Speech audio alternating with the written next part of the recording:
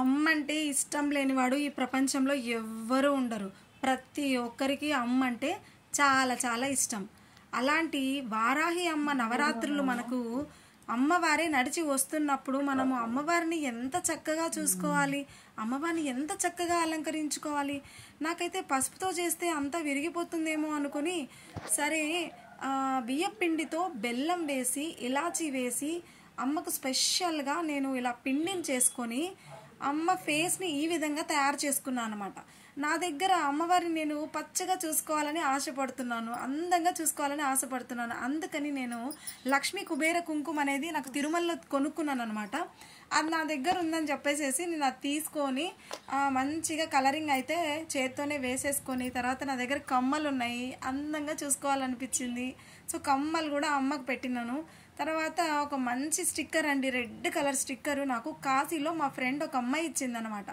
ఆ అమ్మాయిది నేను గుర్తు చేసుకొని స్టిక్కర్ మంచిగా అమ్మవారికి పెట్టేసేసి, ఎంతైనా ఇలా మనం మన చేతులతో ఇలా చేసుకొని పూజ చేసినప్పుడు చాలా సంతోషంగా అనిపిస్తుంది.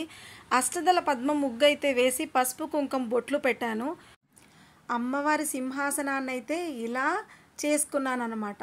పైన చక్కగా బియ్యం పోసుకొని చిన్న కుండను తీసుకున్నాను, దానికి పసుపు బొట్లు పెట్టేసుకొని దాని లోపల నేను బియ్యాన్ని పోసి 5 ఇలాచీలు వేసాను అనమాట. దీన్నే కింద అమ్మవారి బాడీగా నేను తయారు చేసుకుంటున్నాను. ఇంత చిన్న క్లాత్ ఎలా రా అని అనుకున్నప్పుడు నేను మా ఫ్రెండ్ దగ్గర టైలర్ ఉండిండే, తన దగ్గరికి వెళ్ళి ఇలాంటి పట్టు క్లాత్ను ఒకటి తెచ్చుకున్నాను. చక్కగా అమ్మ కుచ్చుళ్ళు వేసి చక్కగా అలంకరించుకున్నాను అనమాట. కాసుల పేరు దండ వేసి అమ్మవారిని ఇలా అందంగా చూసుకోవాలని చాలా ఇష్టపడ్డాను నేను. సో అలానే అమ్మ అందంగా రెడీ అయ్యి కూర్చుంది. వడ్డానం కూడా చూడండి ఎంత మెరిసిపోతుందో. చక్కగా అమ్మవారికి ఒక నిమ్మకాయ పెట్టాను, పూలు పెట్టాను, మామిడి తోరణాలు పెట్టాను. ఉన్నంతలో మనం చేసుకున్నా కూడా అమ్మ మనల్ని వదిలేసి ఎక్కడికి పోదండి, అందరినీ ఆశీర్వదిస్తుంది. తర్వాత దీపానికి నేను వచ్చేసేసి ఇక ప్లేట్లో మంచిగా ఉప్పు దీపం పెట్టుకున్నాను అనమాట. ఉప్పు దండిగా పోసాను. అఖండ దీపం వెలిగిద్దామని చెప్పి 2 పెద్ద ప్రమిదలకు పసుపు కుంకుమ బొట్లు పెట్టి అందులో ఫుల్గా నూనె పోసేసేసి దీపాన్ని అయితే అమ్మ ముందు వెలిగించాను అనమాట.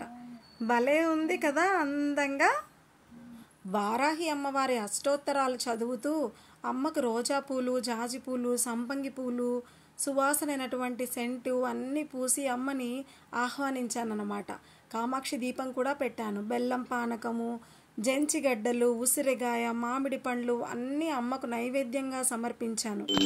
చూడండి ధూపం కూడా చేస్తే అమ్మకు చాలా ఇష్టం.